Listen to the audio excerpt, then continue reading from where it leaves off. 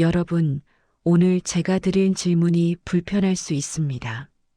하지만 이 질문은 반드시 해야 합니다. 여러분의 교회에서 이런 일이 일어나고 있지 않습니까? 장로님이 말씀하시면 모두가 조용히 듣지만 새신자가 말하면 무시당합니다.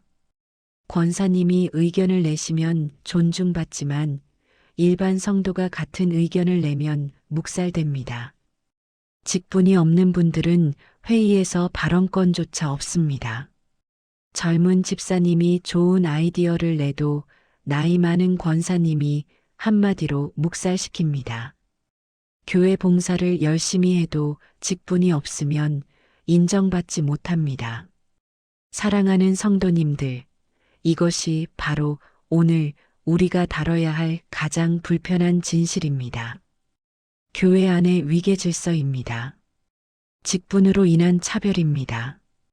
영적 권위의 오용입니다. 찰스 스펄전 목사는 이렇게 말했습니다. 교회가 세상의 계급 구조를 따라가는 순간 교회는 이미 교회가 아니다. 여러분, 질문 하나 하겠습니다.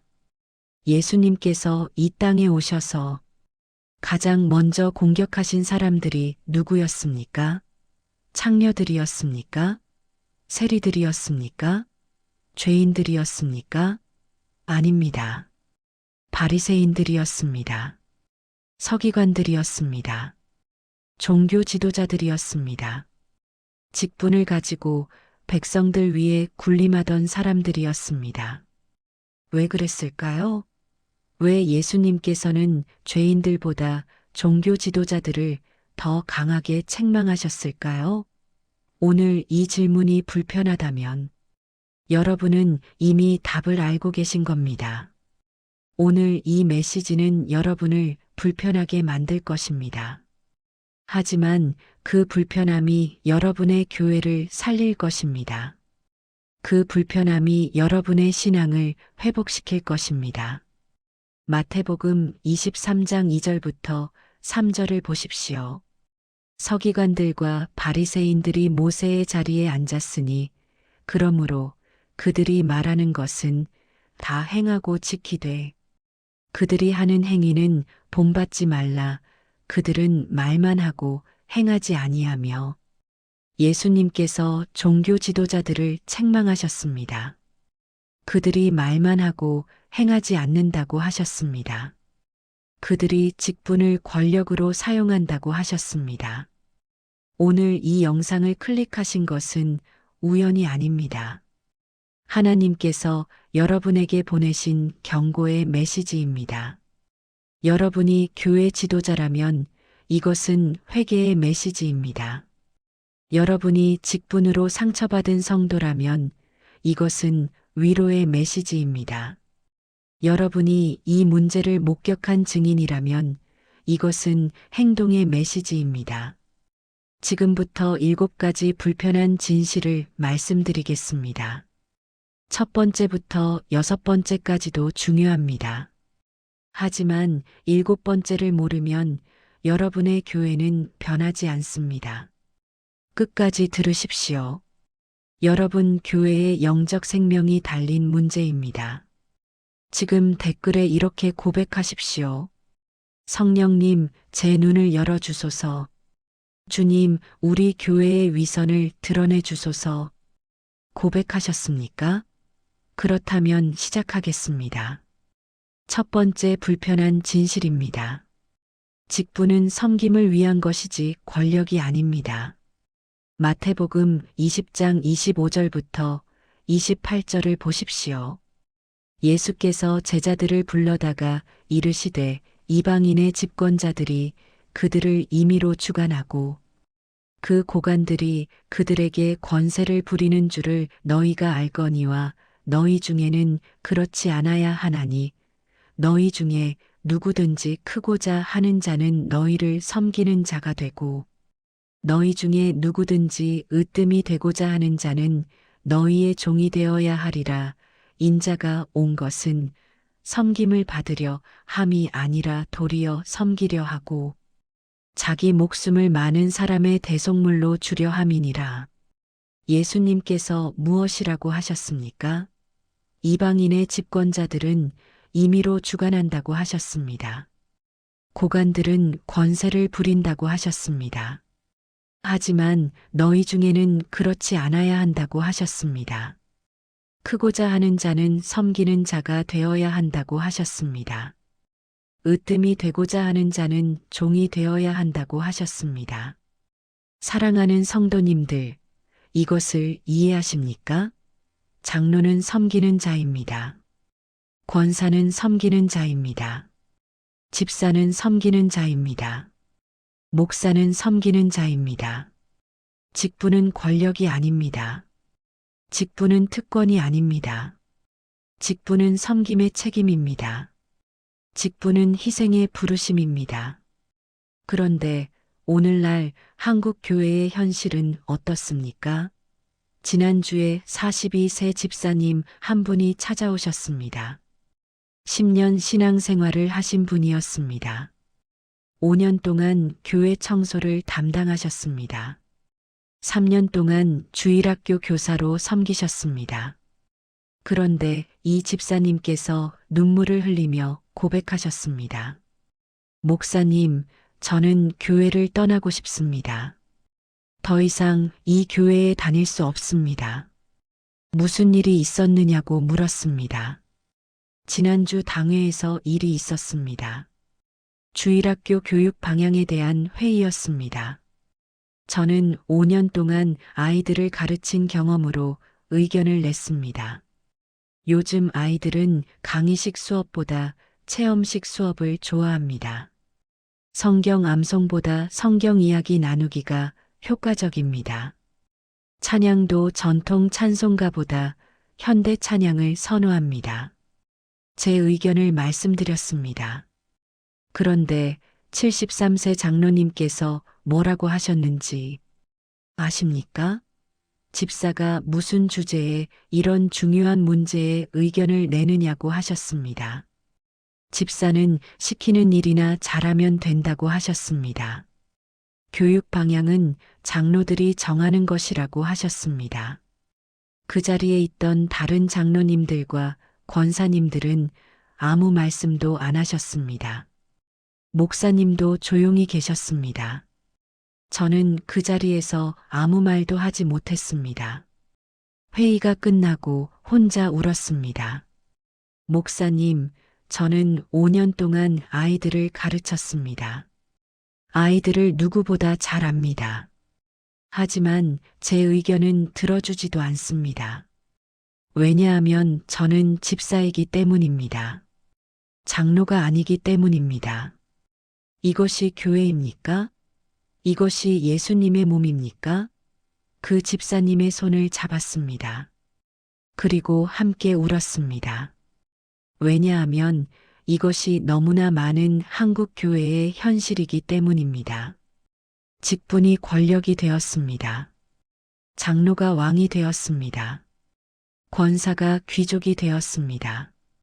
집사가 평민이 되었습니다. 새신자가 노예가 되었습니다. 이것은 예수님의 가르침과 정반대입니다. 요한복음 13장 3절부터 5절을 보십시오. 저녁 먹는 중 예수께서 아버지께서 모든 것을 자기 손에 맡기신 것과 또 자기가 하나님께로부터 오셨다가 하나님께로 돌아가실 것을 아시고 저녁 잡수시던 자리에서 일어나 겉옷을 벗고 수건을 가져다가 허리에 두르시고 이에 대야에 물을 떠서 제자들의 발을 씻으시고 그 두르신 수건으로 닦기를 시작하여 예수님께서 무엇을 하셨습니까? 제자들의 발을 씻으셨습니다. 예수님은 누구십니까? 하나님의 아들이십니다. 만물의 창조주이십니다. 왕 중의 왕이십니다. 그런데 무엇을 하셨습니까? 겉옷을 벗으셨습니다. 수건을 허리에 두르셨습니다. 종의 모습을 취하셨습니다. 제자들의 더러운 발을 씻으셨습니다. 이것이 진정한 리더십입니다. 이것이 진정한 직분입니다. 높은 자가 낮은 자를 섬기는 것입니다. 지도자가 따르는 자를 섬기는 것입니다. 작년 9월에 68세 장로님 한 분을 만났습니다. 40년 신앙생활을 하신 분이었습니다. 30년 동안 장로로 섬기신 분이었습니다. 그런데 이 장로님께서 고백하셨습니다. 목사님, 저는 30년 동안 장로를 잘못했습니다. 저는 섬기는 장로가 아니라 군림하는 장로였습니다. 무슨 일이 있었느냐고 물었습니다. 한 달 전에 교통사고를 당했습니다. 병원에 4개월 동안 입원했습니다. 그동안 교회 일을 전혀 할 수 없었습니다. 그런데 신기한 일이 일어났습니다. 제가 없어도 교회가 잘 돌아갔습니다. 오히려 더 활기차게 돌아갔습니다. 젊은 집사님들이 새로운 아이디어를 냈습니다. 청년들이 적극적으로 참여했습니다. 새신자들이 편하게 봉사했습니다. 저는 병원 침대에서 깨달았습니다. 제가 그동안 교회 일을 돕는 것이 아니라 방해했다는 것을 말입니다. 제가 섬기는 것이 아니라 지배했다는 것을 말입니다. 제 직분이 축복이 아니라 저주가 되었다는 것을 말입니다. 퇴원하고 나서 첫 당회에서 고백했습니다. 장로님들과 집사님들 앞에서 무릎 꿇고 사과했습니다. 그동안 제가 직분을 권력으로 사용했습니다. 여러분의 의견을 무시했습니다. 여러분을 존중하지 않았습니다. 용서해 주십시오. 그 장로님께서 지금은 완전히 바뀌셨습니다. 당회에서 가장 나중에 의견을 말씀하십니다. 젊은 집사님들의 의견을 먼저 들으십니다. 새신자들의 목소리에 귀 기울이십니다. 섬기는 장로가 되셨습니다. 여러분, 이것이 첫 번째 불편한 진실입니다. 직분은 섬김을 위한 것이지 권력이 아닙니다. 여러분이 장로이십니까? 섬기는 장로이십니까? 군림하는 장로이십니까? 여러분이 권사이십니까? 섬기는 권사이십니까? 지배하는 권사이십니까? 여러분이 집사이십니까? 겸손한 집사이십니까? 교만한 집사이십니까? 직분은 높아지라는 부르심이 아닙니다. 직분은 낮아지라는 부르심입니다. 그렇다면 교회 안에서 진정한 평등은 무엇입니까? 이것이 두 번째 불편한 진실입니다. 두 번째 불편한 진실입니다. 그리스도 안에서 우리는 모두 형제자매입니다. 갈라디아서 3장 28절을 보십시오. 너희는 유대인이나 헬라인이나 종이나 자유인이나 남자나 여자나 다 그리스도 예수 안에서 하나이니라. 유대인과 헬라인의 차이가 없습니다. 종과 자유인의 차이가 없습니다. 남자와 여자의 차이가 없습니다. 왜 그렇습니까? 그리스도 예수 안에서 하나이기 때문입니다. 사랑하는 성도님들, 이것을 이해하십니까? 교회 안에는 계급이 없습니다. 교회 안에는 위계 질서가 없습니다. 장로가 집사보다 높지 않습니다. 권사가 새신자보다 높지 않습니다. 목사가 평신도보다 높지 않습니다. 우리는 모두 똑같이 죄인입니다. 우리는 모두 똑같이 은혜로 구원받았습니다. 우리는 모두 똑같이 그리스도의 피로 씻음 받았습니다. 우리는 모두 똑같이 하나님의 자녀입니다. 야고보서 2장 1절부터 4절을 보십시오. 내 형제들아, 영광의 주 곧 우리 주 예수 그리스도에 대한 믿음을 너희가 가졌으니 사람을 차별하여 대하지 말라. 만일 너희 회당에 금 가락지를 끼고 아름다운 옷을 입은 사람이 들어오고 또 남루한 옷을 입은 가난한 사람이 들어올 때에 너희가 아름다운 옷을 입은 자를 눈여겨보고 이르되 여기 좋은 자리에 앉으소서 하고 또 가난한 자에게 이르되 너는 거기 서 있든지 내 발등상 아래에 앉으라 하면 너희끼리 서로 차별하며 악한 생각으로 판단하는 자가 되는 것이 아니냐. 야고보가 무엇을 경고했습니까? 사람을 차별하여 대하지 말라고 했습니다. 부자를 좋은 자리에 앉히지 말라고 했습니다. 가난한 자를 발등상 아래 앉히지 말라고 했습니다. 이것은 악한 생각으로 판단하는 것이라고 했습니다.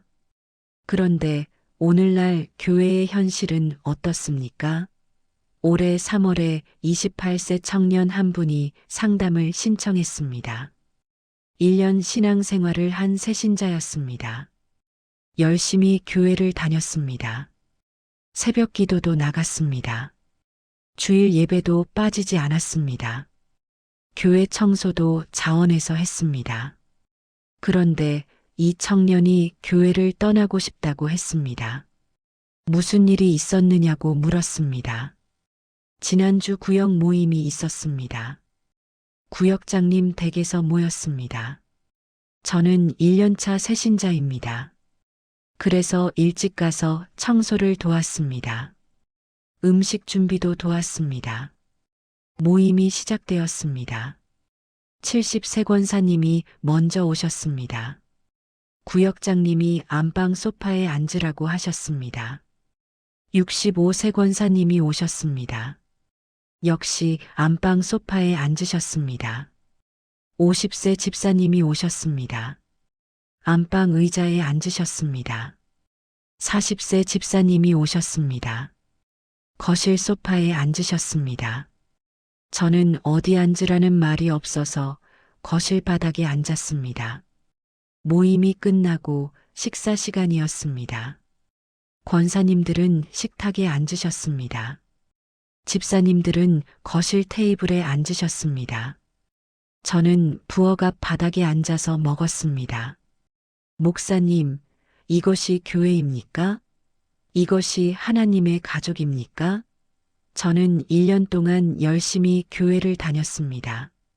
하지만 저는 영원히 바닥에 앉아야 하는 사람입니까? 언제쯤 저도 의자에 앉을 수 있습니까? 언제쯤 저도 식탁에 앉을 수 있습니까? 아니면 제가 권사가 될 때까지 기다려야 합니까? 제가 나이를 먹을 때까지 기다려야 합니까? 그 청년의 눈에서 눈물이 흘렀습니다. 저의 눈에서도 눈물이 흘렀습니다. 왜냐하면 이것이 너무나 많은 한국 교회의 현실이기 때문입니다. 좌석에도 계급이 있습니다. 식탁에도 계급이 있습니다. 발언권에도 계급이 있습니다. 대접에도 계급이 있습니다. 사도행전 2장 44절부터 45절을 보십시오. 믿는 사람이 다 함께 있어 모든 물건을 서로 통용하고 또 재산과 소유를 팔아 각 사람의 필요를 따라 나누어 주며 초대 교회는 어땠습니까? 믿는 사람이 다 함께 있었습니다. 모든 물건을 서로 통용했습니다. 재산과 소유를 팔아 나누어 주었습니다. 각 사람의 필요를 따라 나누었습니다. 거기에는 차별이 없었습니다. 거기에는 계급이 없었습니다. 거기에는 위계 질서가 없었습니다. 오직 사랑과 나눔이 있었습니다. 작년 7월에 55세 집사님 한 분을 만났습니다. 20년 신앙생활을 하신 분이었습니다. 15년 동안 집사로 섬기셨습니다. 그런데 이 집사님께서 고백하셨습니다. 목사님, 저는 15년 동안 투명인간이었습니다. 저는 15년 동안 존재하지 않는 사람이었습니다. 무슨 뜻이냐고 물었습니다. 교회 회의에 참석해도 제 의견은 들어주지 않습니다. 봉사를 열심히 해도 인정받지 못합니다. 헌금을 많이 해도 감사 인사를 받지 못합니다. 왜냐하면 저는 집사이기 때문입니다. 권사가 아니기 때문입니다. 장로가 아니기 때문입니다. 지난주에 충격적인 일이 있었습니다. 교회 주차 봉사를 10년째 하고 있습니다. 비가 오나 눈이 오나 빠지지 않았습니다. 그런데 새로 오신 장로님께서 제 앞에 차를 대셨습니다. 저는 인사를 드렸습니다. 장로님 안녕하십니까? 그런데 그 장로님께서 뭐라고 하셨는지 아십니까? 여기 주차 담당 집사 어디 갔어? 목사님, 저는 10년째 주차 봉사를 하고 있습니다. 하지만 그 장로님은 제 이름도 모르십니다. 제 얼굴도 기억하지 못하십니다. 저는 그냥 주차 담당 집사일 뿐입니다. 이름도 없는 사람입니다. 그 집사님의 고백을 들으며 가슴이 아팠습니다. 여러분, 이것이 두 번째 불편한 진실입니다. 그리스도 안에서 우리는 모두 형제자매입니다. 장로도 집사도 새신자도 모두 똑같이 소중합니다. 모두 똑같이 하나님의 자녀입니다. 모두 똑같이 예수님의 피로 구속받았습니다. 그런데 왜 교회 안에 차별이 있습니까? 왜 교회 안에 계급이 있습니까? 이것이 세 번째 불편한 진실입니다. 세 번째 불편한 진실입니다. 바리새인의 위선이 오늘도 교회 안에 있습니다. 마태복음 23장 5절부터 7절을 보십시오. 그들의 모든 행위를 사람에게 보이고자 하여 하나니 곧 그 차는 경문을 넓게 하며 옷수를 길게 하고 잔치의 윗자리와 회당의 높은 자리와 시장에서 문안받는 것과 사람에게 랍비라 칭함을 받는 것을 좋아하느니라. 바리새인들이 무엇을 좋아했습니까? 잔치의 윗자리를 좋아했습니다. 회당의 높은 자리를 좋아했습니다. 시장에서 문안받는 것을 좋아했습니다. 랍비라 칭함받는 것을 좋아했습니다. 그들은 섬김보다 대접받기를 원했습니다. 낮아지기보다 높아지기를 원했습니다. 종이 되기보다 주인이 되기를 원했습니다. 사랑하는 성도님들, 이것이 바로 위선입니다. 겉으로는 경건한 척하지만 속으로는 교만합니다. 겉으로는 섬기는 척하지만 속으로는 지배하려 합니다. 겉으로는 겸손한 척하지만 속으로는 인정받기를 원합니다. 올해 5월에 62세 권사님 한 분이 찾아오셨습니다. 30년 신앙생활을 하신 분이었습니다. 25년 동안 권사로 섬기신 분이었습니다. 그런데 이 권사님께서 눈물을 흘리며 고백하셨습니다. 목사님, 저는 25년 동안 위선자였습니다. 저는 겉과 속이 다른 사람이었습니다.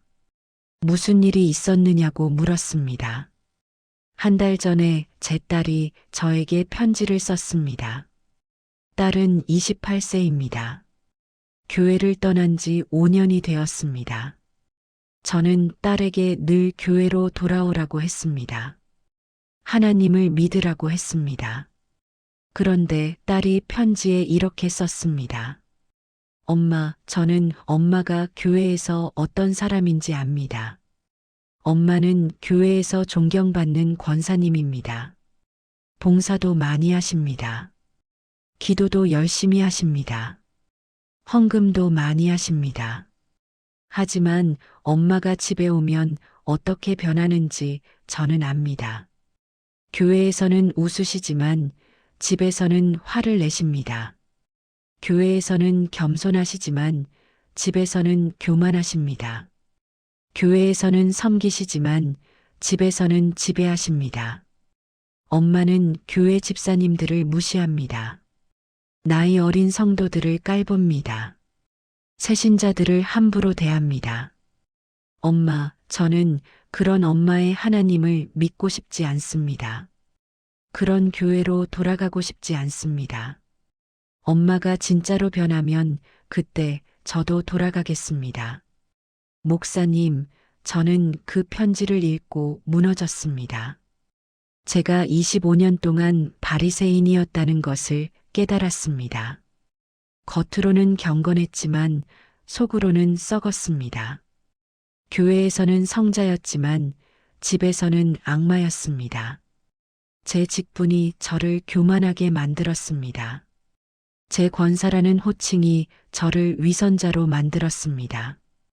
그 권사님께서 지금은 완전히 바뀌셨습니다. 교회에서나 집에서나 똑같은 모습이십니다. 권사 호칭을 내려놓으셨습니다. 그냥 자매라고 불러달라고 하셨습니다. 집사님들과 새신자들을 존중하십니다. 진정으로 섬기는 사람이 되셨습니다. 그리고 놀라운 일이 일어났습니다. 딸이 교회로 돌아왔습니다. 엄마의 변화를 보고 돌아왔습니다. 마태복음 23장 27절부터 28절을 보십시오. 화 있을진저 외식하는 서기관들과 바리새인들이여 회칠한 무덤 같으니 겉으로는 아름답게 보이나 그 안에는 죽은 사람의 뼈와 모든 더러운 것이 가득하도다. 이와 같이 너희도 겉으로는 사람에게 옳게 보이되 안으로는 외식과 불법이 가득하도다. 회칠한 무덤 같다고 하셨습니다. 겉으로는 아름답게 보인다고 하셨습니다. 하지만 안에는 죽은 사람의 뼈가 가득하다고 하셨습니다. 외식과 불법이 가득하다고 하셨습니다.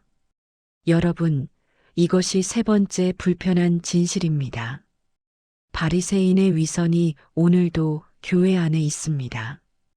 여러분은 교회에서와 집에서 같은 사람입니까? 여러분은 사람들 앞에서와 혼자 있을 때 같은 사람입니까? 여러분의 직분이 여러분을 겸손하게 만들었습니까? 교만하게 만들었습니까? 잠깐 여기서 멈추겠습니다. 여기서 잠깐 중요한 경고를 드려야겠습니다. 지금까지 세 가지 불편한 진실을 말씀드렸습니다. 혹시 여러분 중에 이렇게 생각하시는 분이 계십니까? 그래요, 맞는 말씀입니다. 하지만 우리 교회는 괜찮습니다. 우리 교회는 그 정도까지는 아닙니다. 다른 교회 이야기겠지요. 사랑하는 성도님들, 이것이 바로 가장 위험한 생각입니다. 내가 괜찮다고 생각할 때가 가장 위험합니다. 우리 교회가 괜찮다고 생각할 때가 가장 위험합니다. 사울 왕을 보십시오. 사무엘상 15장 17절을 보십시오. 사무엘이 이르되 왕이 스스로 작게 여길 그때에 이스라엘 지파의 머리가 되지 아니하셨나이까 여호와께서 왕에게 기름을 부어 이스라엘 왕을 삼으시고 사울이 언제 왕이 되었습니까? 스스로 작게 여길 때였습니다. 겸손할 때였습니다. 낮을 때였습니다. 하지만 사울이 언제 무너졌습니까? 스스로 크다고 여길 때였습니다. 교만할 때였습니다. 높아졌을 때였습니다. 이제 다윗을 보십시오. 사무엘하 7장 18절을 보십시오. 다윗 왕이 여호와 앞에 들어가 앉아서 이르되 주 여호와여 나는 누구이오며 내 집은 무엇이기에 나를 이렇게 이르게 하셨나이까? 다윗이 왕이 된 후에 무엇을 했습니까? 여호와 앞에 앉아서 고백했습니다. 나는 누구입니까? 내 집은 무엇입니까? 다윗은 왕이 된 후에도 겸손했습니다. 자신을 낮췄습니다. 하나님 앞에 작아졌습니다. 그래서 하나님께서 다윗의 왕국을 세우셨습니다. 메시아가 다윗의 자손으로 오셨습니다. 여러분은 사울의 길을 가고 계십니까? 다윗의 길을 가고 계십니까? 여러분의 직분이 여러분을 사울처럼 교만하게 만들고 있습니까? 아니면 다윗처럼 겸손하게 만들고 있습니까? 댓글에 이렇게 고백하십시오. 나는 다윗의 길을 선택합니다. 나는 낮아지기를 원합니다. 나는 섬기는 자가 되기를 원합니다. 고백하셨습니까? 그렇다면 이제 네 번째 불편한 진실을 말씀드리겠습니다. 네 번째 불편한 진실입니다. 직분은 나이나 헌금으로 얻는 것이 아닙니다. 디모데전서 3장 1절부터 7절을 보십시오.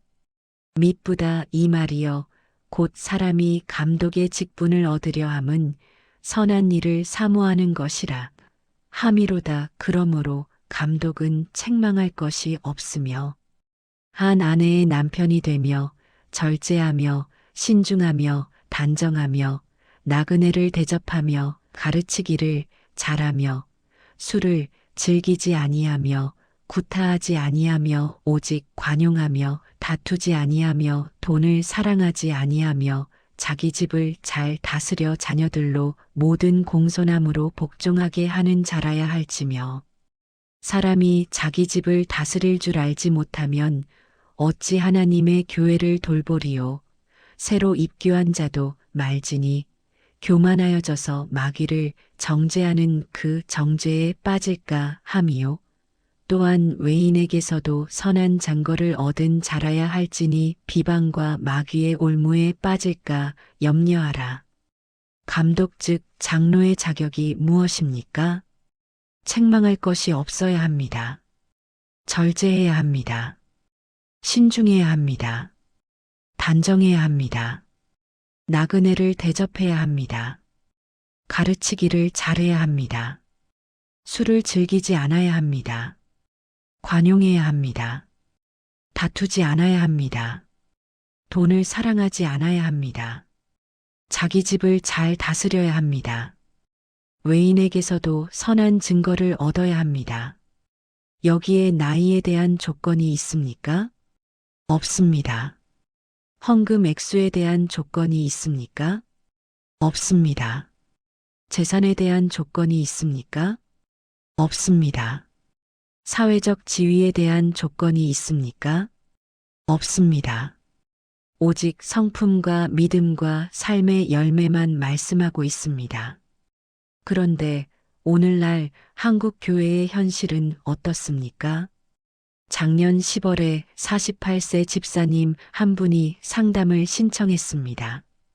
15년 신앙생활을 하신 분이었습니다. 10년 동안 집사로 충성스럽게 섬기셨습니다. 그런데 이 집사님께서 고백하셨습니다. 목사님, 저는 영원히 집사로 살아야 합니까?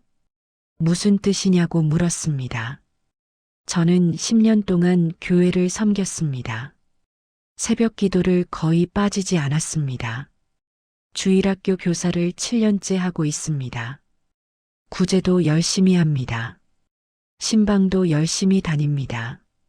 교회 청소도 자원해서 합니다. 그런데 작년에 권사 추천 명단에 제 이름이 없었습니다. 왜 그런지 알아보았습니다. 나이가 아직 어리다고 했습니다. 50세가 넘어야 권사가 될 수 있다고 했습니다. 그리고 헌금 액수도 기준이 있다고 했습니다. 한 달에 최소 100만 원 이상은 드려야 한다고 했습니다. 목사님, 이것이 성경적입니까? 나이가 많아야 권사가 됩니까? 헌금을 많이 해야 권사가 됩니까? 그렇다면 제가 10년 동안 한 봉사는 무엇입니까? 제 헌신은 아무 의미가 없습니까? 저는 그 집사님의 고백을 들으며 분노했습니다. 왜냐하면 이것이 성경과 완전히 반대이기 때문입니다. 디모데전서 4장 12절을 보십시오. 누구든지 내 연소함을 업신여기지 못하게 하고 오직 말과 행실과 사랑과 믿음과 정절에 대하여 믿는 자에게 본이 되어 연소함을 업신여기지 말라고 하셨습니다. 중요한 것은 나이가 아니라 말과 행실입니다. 중요한 것은 재산이 아니라 사랑과 믿음입니다. 중요한 것은 헌금 액수가 아니라 정절입니다.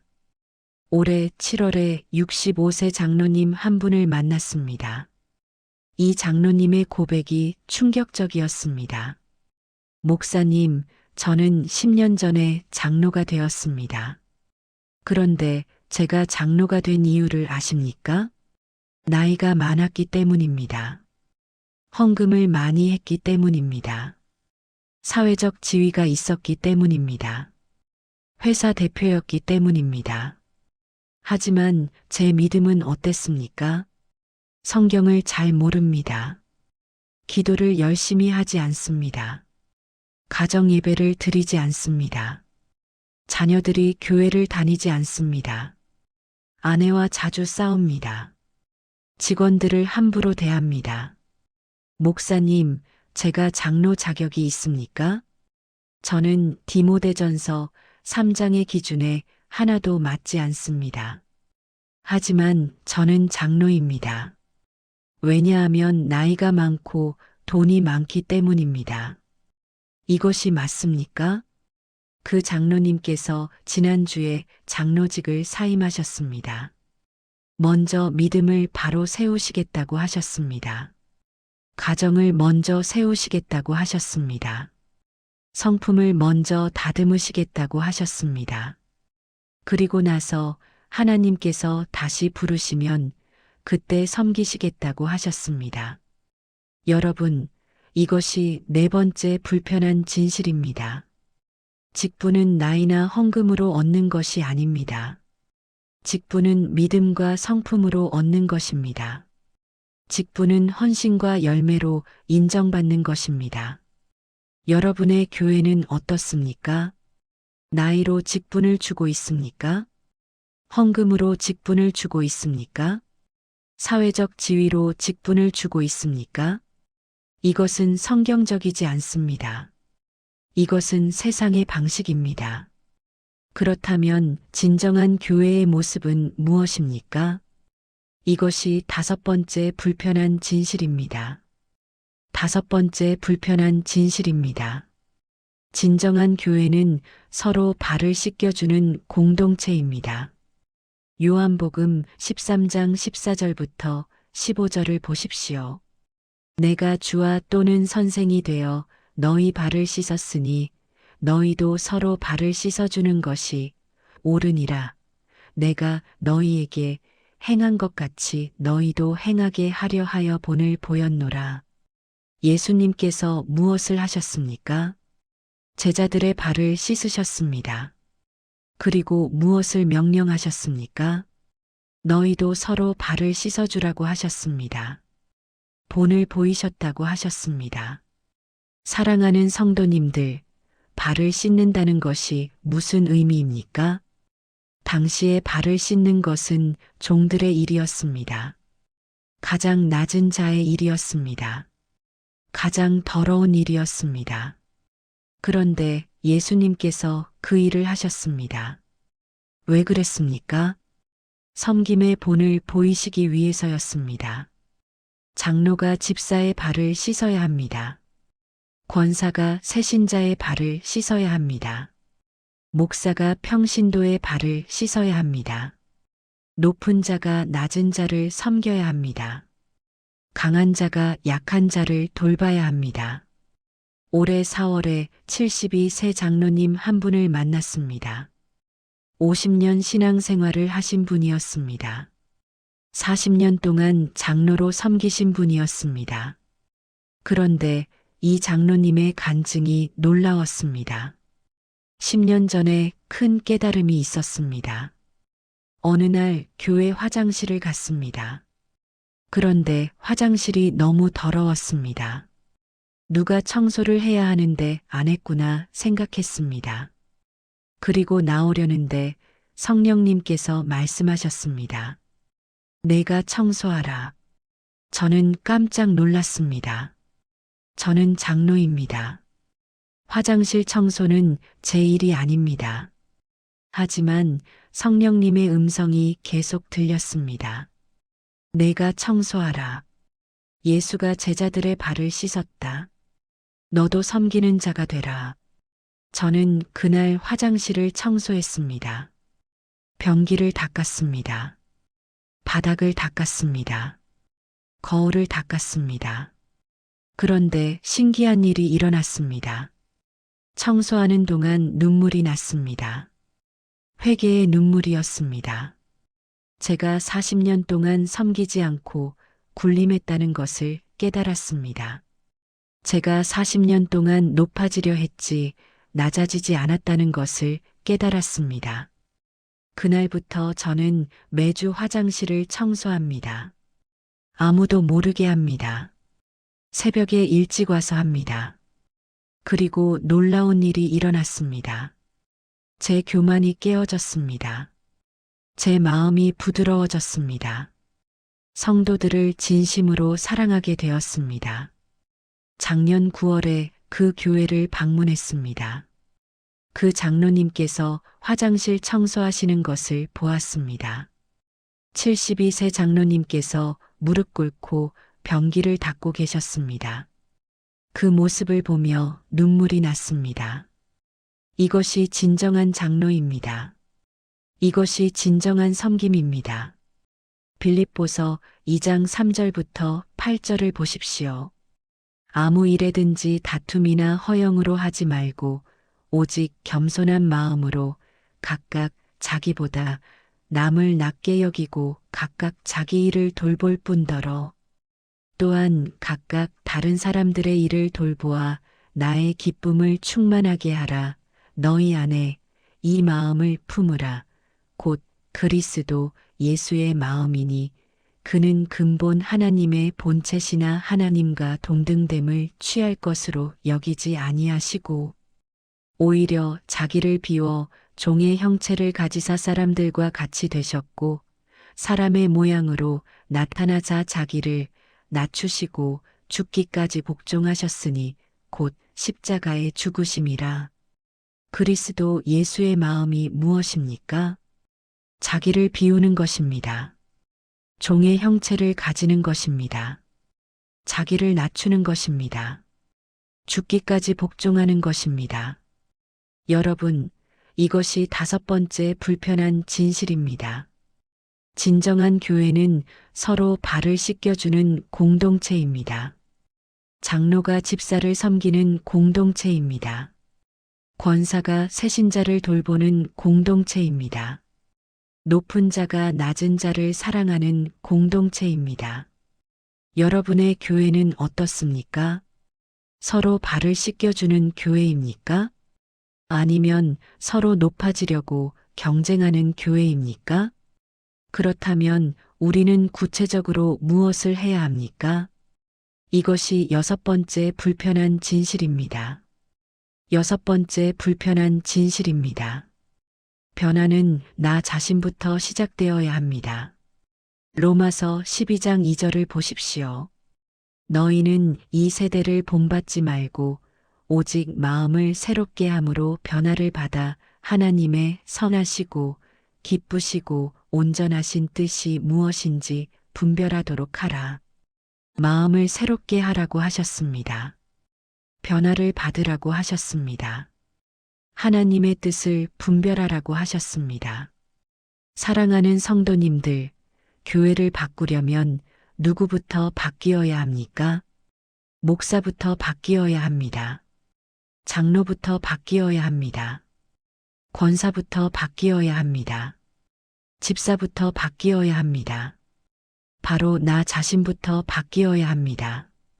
다른 사람을 바꾸려고 하지 마십시오. 교회 시스템을 바꾸려고 하지 마십시오. 먼저 나 자신을 돌아보십시오. 먼저 내 마음을 점검하십시오. 먼저 내 태도를 회개하십시오. 마태복음 7장 3절부터 5절을 보십시오. 어찌하여 형제의 눈 속에 있는 티는 보고 내 눈 속에 있는 들보는 깨닫지 못하느냐 보라. 내 눈 속에 들보가 있는데 어찌하여 형제에게 말하기를 나로 내 눈 속에 있는 티를 빼게 하라 하겠느냐. 외식하는 자여 먼저 내 눈 속에서 들보를 빼어라. 그 후에야 밝히 보고 형제의 눈 속에서 티를 빼리라. 형제의 티를 보기 전에 내 눈에 들보를 보라고 하셨습니다. 형제를 판단하기 전에 나를 먼저 돌아보라고 하셨습니다. 올해 2월에 58세 권사님 한 분이 찾아오셨습니다. 30년 신앙생활을 하신 분이었습니다. 20년 동안 권사로 섬기신 분이었습니다. 그런데 이 권사님께서 고백하셨습니다. 목사님, 저는 20년 동안 다른 사람만 비판했습니다. 저는 20년 동안 교회의 문제만 지적했습니다. 무슨 일이 있었느냐고 물었습니다. 저는 늘 다른 사람들의 잘못을 봤습니다. 저 집사는 봉사를 성의 없이 한다. 저 권사는 헌금을 적게 한다. 저 장로는 리더십이 없다. 저 목사는 설교를 잘 못한다. 늘 비판하고 불평했습니다. 그런데 한 달 전에 제 손자가 물었습니다. 손자가 8살입니다. 할머니, 교회가 뭐예요? 저는 대답했습니다. 하나님을 믿는 사람들이 모이는 곳이란다. 손자가 또 물었습니다. 그럼 할머니는 하나님을 믿어요? 저는 대답했습니다. 당연하지. 할머니는 30년이나 교회를 다녔어. 손자가 또 물었습니다. 그럼 왜 할머니는 교회 사람들 욕을 해요? 저는 깜짝 놀랐습니다. 제가 언제 욕을 했느냐고 물었습니다. 손자가 대답했습니다. 할머니는 교회 갔다 오면 항상 누군가 이야기를 해요. 저 사람이 이렇게 잘못했다고 말해요. 저 사람이 저렇게 문제가 있다고 말해요. 할머니가 좋아하는 사람이 한 명도 없는 것 같아요. 목사님, 저는 그 순간 정신이 번쩍 들었습니다. 제가 20년 동안 무엇을 했습니까? 다른 사람의 티만 봤습니다. 제 눈에 들보는 보지 못했습니다. 저는 그날부터 바뀌었습니다. 다른 사람을 비판하지 않습니다. 대신 제 자신을 돌아봅니다. 다른 사람의 잘못을 지적하지 않습니다. 대신 제 잘못을 회개합니다. 그랬더니 신기한 일이 일어났습니다. 교회가 달라 보이기 시작했습니다. 성도들이 사랑스러워 보이기 시작했습니다. 목사님의 설교가 은혜롭게 들리기 시작했습니다. 무엇이 바뀌었습니까? 교회가 바뀐 것이 아닙니다. 제가 바뀐 것입니다. 여러분, 이것이 6번째 불편한 진실입니다. 변화는 나 자신부터 시작되어야 합니다. 여러분은 다른 사람만 비판하고 계십니까? 교회의 문제만 지적하고 계십니까? 먼저 여러분 자신을 돌아보십시오. 먼저 여러분의 마음을 점검하십시오. 변화는 언제나 나로부터 시작됩니다. 그렇다면 구체적으로 어떻게 실천해야 합니까? 이것이 마지막 7번째 불편한 진실입니다. 7번째 불편한 진실입니다. 오늘부터 실천할 수 있는 5가지가 있습니다. 야고보서 1장 22절을 보십시오. 너희는 말씀을 행하는 자가 되고 듣기만 하여 자신을 속이는 자가 되지 말라. 말씀을 행하는 자가 되라고 하셨습니다. 듣기만 하여 자신을 속이지 말라고 하셨습니다. 오늘 우리는 7가지 불편한 진실을 들었습니다. 머리로는 이해했습니다. 마음으로는 동의했습니다. 하지만 실천하지 않으면 아무 소용이 없습니다. 오늘부터 무엇을 실천할 수 있습니까? 첫째, 여러분보다 낮은 직분을 가진 분 한 분을 선택하십시오. 그분을 이번 주에 초대해서 식사하십시오. 그분의 이야기를 들어주십시오. 그분을 존중하십시오. 그분을 섬기십시오. 둘째, 여러분이 무시했던 분께 사과하십시오. 전화하십시오. 만나십시오. 진심으로 사과하십시오. 용서를 구하십시오. 셋째, 교회에서 가장 낮은 일을 한 가지 찾으십시오. 화장실 청소를 하십시오. 쓰레기를 버리십시오. 주차 안내를 하십시오. 아무도 보지 않는 곳에서 섬기십시오. 넷째, 당회나 공동의회에서 가장 나중에 의견을 말하십시오.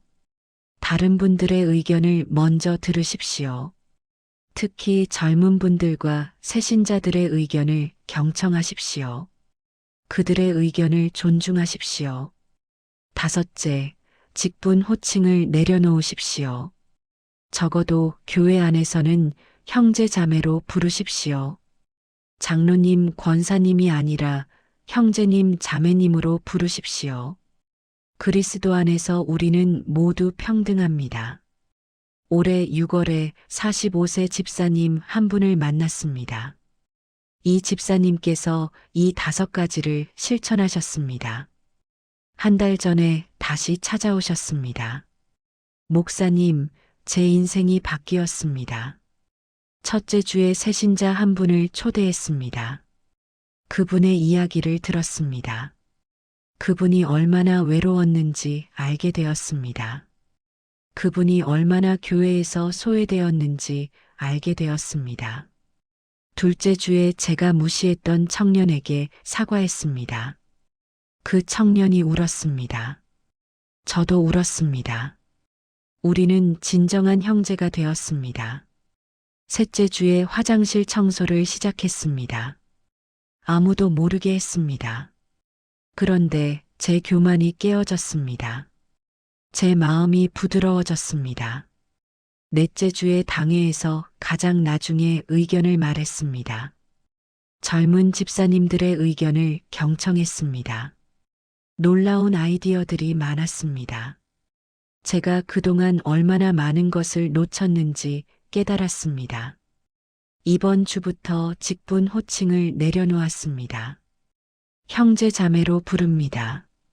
처음에는 어색했습니다. 하지만 지금은 너무 좋습니다. 진정한 가족이 된 느낌입니다. 목사님, 제가 바뀌니까 교회가 바뀌었습니다. 제가 낮아지니까 다른 사람들이 높아졌습니다. 제가 섬기니까 사랑이 넘쳤습니다. 여러분, 이것이 7번째 불편한 진실입니다. 오늘부터 실천할 수 있는 5가지가 있습니다. 머리로만 아는 것이 아니라 실천하십시오. 말로만 동의하는 것이 아니라 행동하십시오. 오늘부터 시작하십시오. 이번 주부터 시작하십시오. 내일이 아닙니다. 다음 달이 아닙니다. 지금입니다. 오늘입니다.